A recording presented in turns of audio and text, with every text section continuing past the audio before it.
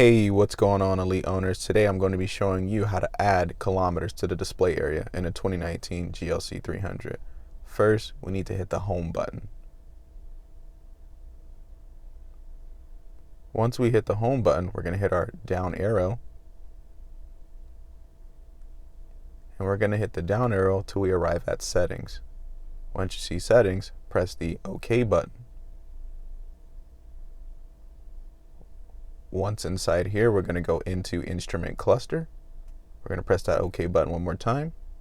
And then from here, we're going to hit the down arrow to reveal to us how to add kilometers to the display area. Make sure to press the OK button, and you should see kilometers in the top right. And that's how you add kilometers to the display in a 2019 GLC300.